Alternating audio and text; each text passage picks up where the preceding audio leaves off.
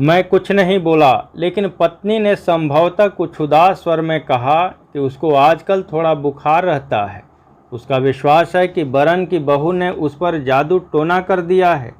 वह कहता है कि शनिचरी बहुत चलती देवी हैं। अरे 1 महीने में ही बरन की बहू कोढ़ फूट फूट कर मरेगी। पता नहीं उसका ज्वर टूटा कि नहीं, मैंने जानने की कोशिश भी नहीं की। बीमार तो वह सदा ही का था। सोचा शायद उतर गया हो, क्योंकि काम तो वह उसी तरह कर रहा था। हाँ, बीच में उसके चेहरे पर जो चुस्ती और खुशी चमक चमक उठती, वह तिरोहित हो गई थी। न वह उतना चहकता था, न उतना बोलता था। अपेक्षाकृत वह अधिक गंभीर और सुस्त हो गया। उसकी रुचि धर्म की ओर मुड़ गई और शनिचरी देवी की मन्नत मानते वह अच्छा भला भगत बन बैठा। मेरे घर के सामने सड़क की दूसरी ओर क्वार्टर में एक पंडित जी रहते हैं। यूँ तो वह लकड़ियाँ बेचते हैं, लेकिन साथ साथ सत्तू, नमक, तेल वगैरह भी रखते हैं। फलस्वरूप उनके यहाँ इक्के तांगे वालों और गाड़ीवानों की भीड़ लगी रहती है, जो पंडित जी के यहाँ से सत्तू लेकर अपनी भूख मिटाते हैं और उनकी दुकान के छायादार नीम के नीचे 5-10 मिनट विश्राम करते हुए ठट्टा मजाक भी करते हैं। रात को वहीं उनकी मजलिस लगती है।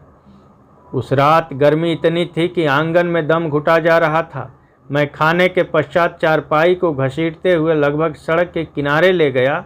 उमस तो यहाँ भी थी, पर अपेक्षाकृत शांति मिली। मुझे लेटे हुए भी 2-4 मिनट ही बीते होंगे कि पंडित जी की दुकान से आती हुई आवाज़ सुनाई पड़ी। तो का हो रज्जू भगत, गोसाई जी का कह गए हैं? महावीर जी समुंदर में कूदते हैं तो ताड़का महारानी का कहती हैं? सुनो सुनो। प्रश्नकर्ता की बात से उत्तर में रजुआ, शायद वह भगत कहलाने लगा था, तत्काल जोश से ऐसे बोला जैसे आशंका हो कि यदि वह देर कर देगा तो कोई दूसरा ही बता देगा। बजरंगबली बड़े जबर थे।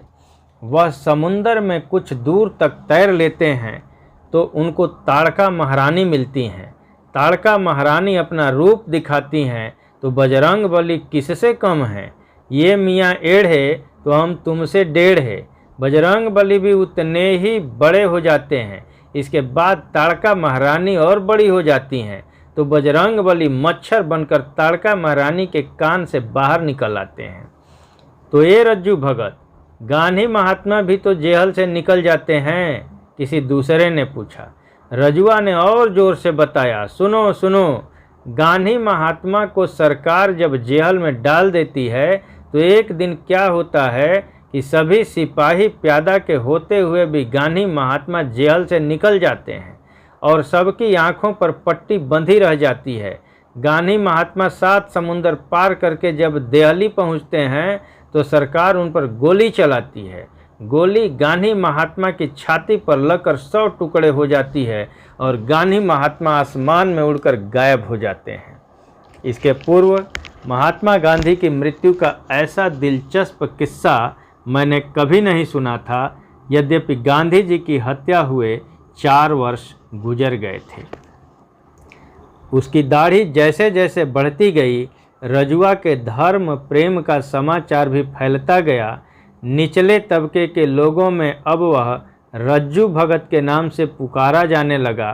बड़े लोगों में भी कोई कोई हंसी मजाक में उसको इसी नाम से संबोधित करता, लेकिन उनके कहने पर वह शर्मा कर हंसते हुए चला जाता। पर छोटी जातियों के समाज में वह कुछ न कुछ ऐसी कह गुजरता जो सबसे अलग होती।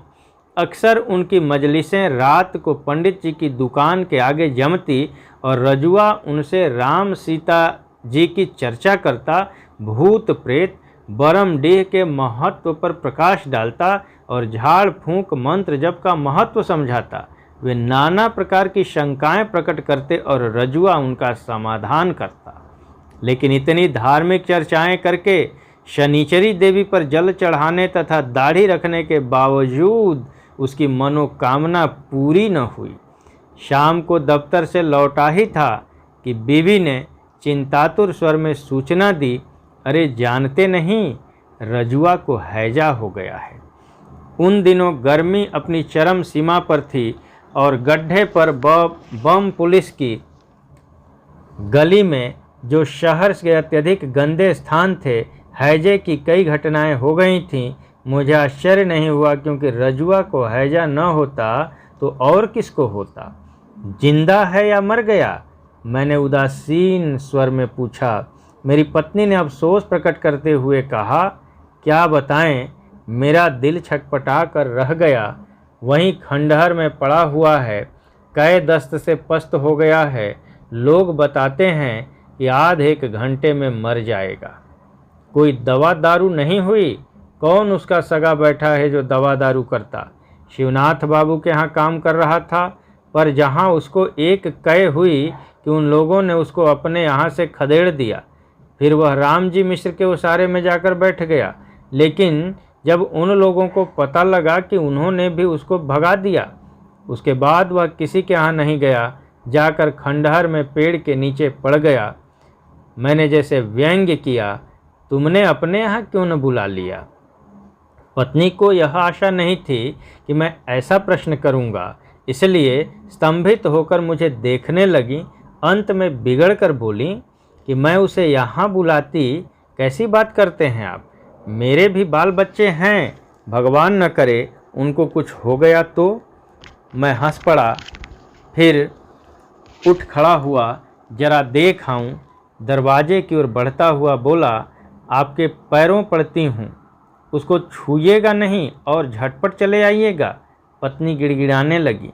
जब मैं खंडहर में पहुँचा तो 2-3 व्यक्ति सड़क के किनारे खड़े होकर रजुआ को निहार रहे थे। वे मोहल्ले के नहीं, बल्कि रास्ते चलते मुसाफिर थे, जो रजुआ की दशा देखकर अकर्मण्य दया एवं उत्सुकता से वहाँ खड़े हो गए थे। रजुआ? मैंने निकट पहुंचकर पूछा, लेकिन उसको किसी बात की सुध-बुध न थी। वह पेड़ के नीचे एक गंदे अंगोछे पर पड़ा हुआ था और उसका शरीर कै दस्त से लथपथ था। उसकी छाती की हड्डियां और उभर आई थीं, पेट तथा आंखें पिचक कर धंस गई थीं और गालों में गड्ढे बन गए थे। उसकी आंखों के नीचे भी गहरे काले गड्ढे दिखाई दे रहे थे और उसका मुंह कुछ खुला हुआ था। पहले देखने से ऐसा मालूम होता था कि वह मर गया है, लेकिन उसकी सांस धीमे धीमे चल रही थी। मैं कुछ निश्चय न कर पा रहा था क्या किया जाए कि मालूम नहीं कहाँ से शिवनाथ बाबू मेरी बगल में आकर खड़े हो गए और धीरे से उन्होंने सम्मति भी प्रकट की। ही कांट सरवाइव, यह बच नहीं सकता। मैंने तेज दृष्टि से उनको देखा। शिवनाथ बाबू पर तो मुझे गुस्सा आ ही रहा था, लेकिन अपने ऊपर भी कम झुंझलाहट न थी। कभी जी होता था कि जाकर घर बैठ रहूं, जब और लोगों को मतलब नहीं तो मुझे ही क्या पड़ी है। लेकिन उसे यूँ अपनी आँखों के सामने मरते हुए देखा नहीं जाता था, पर मैं इसका इलाज भी क्या करवा सकता था। मैं लगभग 100 रुपये वेतन पाता था। इसके अलावा महीने का अंतिम सप्ताह था। मेरे पास एक पाई नहीं थी, पर उसे अस्पताल भी तो भिजवाया जा सकता है। अचानक मन में विचार कौंधा। मेरी झुंझलाहट जैसे अचानक दूर हो गई और मैं तेज़ी से अस्पताल रवाना हो गया। अस्पताल पहुंचकर मैंने संबंधित अधिकारियों को सूचित किया, जहां से अस्पताल की मोटर गाड़ी पर बैठकर मैं स्वयं साथ आया। रजुआ की सांस अब भी चल रही थी। अस्पताल के 2 मेहतरों ने जो साथ आए थे उसको खींचकर गाड़ी पर लाद दिया। जब गाड़ी चली गई तो मैंने संतोष की सांस ली, जैसे मेरे सिर से कोई बहुत बड़ा बोझ हट गया हो। सबकी यही राय थी कि रजुआ बच नहीं सकता, परंतु वह मरा नहीं। यदि अस्पताल पहुंचने में थोड़ा भी विलंब हो गया होता तो बेशक काल के गाल से उसकी रक्षा न हो पाती। अस्पताल में वह 4-5 दिन रहा, फिर वहां से बर्खास्त कर दिया गया। किंतु उसकी हालत बेहद खराब थी। वह एकदम दुबला पतला हो गया था, मुश्किल से चल पाता और जब बोलता तो हाँफने लगता। न मालूम क्यों वह अस्पताल से सीधे मेरे घर ही आया। यद्यपि मेरी पत्नी को उसका आना बहुत बुरा लगा, लेकिन मैंने उसे कह दिया कि 2-4 दिन उसे पड़ा रहने दे, फिर वह अपने आप ही इधर उधर आने जाने तथा काम करने लगेगा। वह 4-5 दिन रहा, खाने को कुछ न कुछ पा ही जाता। वह कोई न कोई काम करने की कोशिश करता, पर उसे होता नहीं था। किसी को घर में बैठाकर मुफ्त खिलाना मेरी श्रीमती जी को बहुत बुरा लगता था, परंतु सबसे बड़ा भय उनको यह था कि उसके रहने से घर में किसी को हैजा न हो जाए। और एक दिन घर आने पर रजुआ नहीं दिखाई पड़ा। पूछने पर बीबी ने बताया कि वह अपनी तबीयत से पता नहीं कब कहीं चला गया। वह कहीं गया न था, बल्कि मोहल्ले ही में था, लेकिन अब वह बहुत कम दिखाई पड़ता। मैंने उसको 1-2 बार सड़क पर पैर घिसट घिसट कर जाते हुए देखा।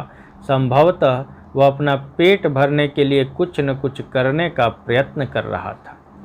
फिर एक दिन मैंने उसे खंडहर में पुनः पड़ा पाया। शिवनाथ बाबू अपने दरवाजे पर बैठ अपने शरीर में तेल की मालिश कर रहे थे। मैंने उनसे जाकर नमस्कार करते हुए प्रश्न किया, रजुआ खंडहर में क्यों पड़ा हुआ है? उसे फिर हैजा हुआ है क्या? शिवनाथ बाबू बिगड़ गए। गोली मारिए साहब, आखिर कोई कहाँ तक करे। अब साले को खुजली हुई है, जहाँ जाता है खुजलाने लगता है। कौन उससे काम कराए? फिर काम भी तो वह नहीं कर सकता। साहब अभी 2-3 रोज की बात है। मैंने कहा 1 गगरा पानी ला दो। गया जरूर, लेकिन कुएं से उतरते समय गिर गए बच्चू। पानी तो खराब हुआ ही, गगरा भी टूट पिचक गया। मैंने तो साफ साफ कह दिया कि मेरे घर के अंदर पैर न रखना, नहीं पैर तोड़ दूंगा। गरीबों को देखकर मुझे भी दया माया सताती है, पर अपना भी तो देखना है। मैं कुछ नहीं बोला और चुपचाप घर लौट आया। इस बार मेरी हिम्मत नहीं हुई कि जाकर उसे देखूं या उससे हाल चाल पूछूं। घर जाकर मैंने पत्नी से पूछा, तुमने रजुआ से कुछ कहा सुना तो नहीं था? मुझे शक था कि बीवी ने उसको भगा दिया होगा और इसीलिए वह मेरे घर नहीं आता। मेरी बात सुनकर श्रीमती जी अचकचा कर मुझे देखने लगीं, फिर तिनक कर बोलीं, क्या करती? रोग को पालती?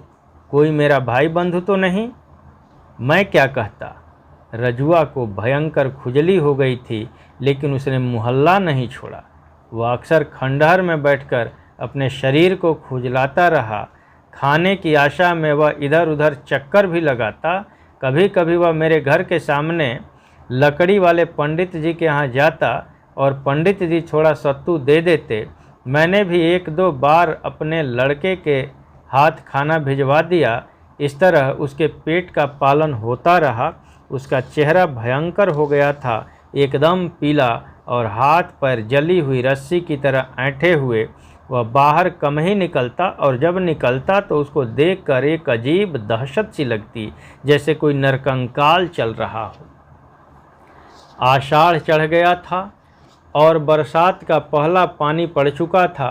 शनिवार का दिन सवेरे लगभग 8 बजे मैं दफ्तर का काम लेकर बैठ गया, लेकिन तबीयत नहीं लगी। बाहर नाली में वर्षा का पानी पूरे वेग से दौड़ रहा था और शरीर पर पुरवाई के झोंके आ लगते, जिससे मैं एक मधुर सुस्ती का अनुभव कर रहा था। मैंने कलम मेज पर रख दी और कुर्सी पर सिर टेक कर ऊँघने लगा। यदि एक आहट ने चौंका न दिया होता तो मैं सो भी जाता। मैंने आंखें खोलकर बाहर झांका। बाहर उसारे में खड़ा 13-14 वर्ष का एक लड़का कमरे में झांक रहा था। लड़के के शरीर पर एक गंदी धोती थी और चेहरा मैला था। मुझे संदेह हुआ कि वह कोई चोर चाई है, इसलिए मैंने डपक कर पूछा, कौन है रे, क्या चाहता है? लड़का दुबक कर कमरे में घुस आया और निधड़क बोला, सरकार, रजुआ मर गया, उसी के लिए आया हूँ। और अंत में हंस पड़ा। मर गया? कब मरा? कहाँ मरा? मैंने आश्चर्य मुंह बाकर एक ही साथ उससे कई प्रश्न किए। लड़के ने फिर हंसते हुए कहा, हाँ सरकार, मर गया। मालिक, इस कार्ड पर उसके गांव एक चिट्ठी लिख दीजिए। मैंने इसके आगे रजुआ के संबंध में कुछ न पूछा। मैं अचानक डर गया कि यदि मैंने मामले में अधिक दिलचस्पी दिखाई तो हो सकता है कि मुझे उसकी लाश फूंकने का भी प्रबंध करना पड़े। लड़के के हाथ में एक पोस्ट कार्ड था। जिसको लेते हुए मैंने सवाल किया, इस पर क्या लिखना होगा? उसके गांव का क्या पता है? मालिक, रामपुर के भजन राम बरई के यहाँ लिखना होगा। लिख दीजिए कि गोपाल मर गया। लड़के की आवाज़ कुछ ढीठ हो गई थी। गोपाल जी, वहाँ तो उसका यही नाम है। मैंने पोस्ट कार्ड पर तेजी से मजमून तथा पता लिखा और पत्र को लड़के के हवाले कर दिया। मैं लड़के से पूछना चाहता था कि तू कौन है, रजुआ कहाँ मरा, उसकी लाश कहाँ है, परंतु मैं कुछ नहीं पूछ सका, जैसे मुझे काट मार गया हो। सच कहता हूँ, रजुआ के मृत्यु का समाचार सुनकर मेरे हृदय को अपूर्व शांति मिली, जैसे दिमाग पर पड़ा हुआ बहुत बड़ा बोझ हट गया हो। उसको देखकर मुझे सदा घृणा होती थी और कभी कभी सोचकर कष्ट होता था कि इस व्यक्ति ने सदा ऐसे प्रयास किए जिससे इसको भीख न मांगनी पड़े, और उसको भीख मांगनी भी पड़ी है तो इसमें उसका दोष कतई नहीं रहा है। मैंने उसकी दशा देखकर कई बार क्रोधवश सोचा है कि यह कम वक्त एक ही मोहल्ले से क्यों चिपका हुआ है, घूम घूम कर शहर में भीख क्यों नहीं मांगता। मुझे कभी कभी लगता है कि वह किसी का मोहताज न होना चाहता था और इसके लिए उसने कोशिश भी की, जिसमें वह असफल रहा। क्योंकि वह मरना न चाहता था, इसलिए जोंक की तरह जिंदगी से चिमटा रहा। लेकिन लगता है जिंदगी स्वयं जोंक सरीखी उससे चिमटी थी और धीरे धीरे उसके रक्त की अंतिम बूंद तक पी गई। रजुआ को मरे 3-4 दिन हो गए। सारे मोहल्ले में एक समाचार उसी दिन फैल गया था। मोहल्ले वालों ने अफसोस प्रकट किया और शिवनाथ बाबू ने तो यहाँ तक कह डाला कि जो हो, आदमी वह ईमानदार था। रात के करीब 8 बजे थे और मैं बाहरी ओसारे में बैठा था।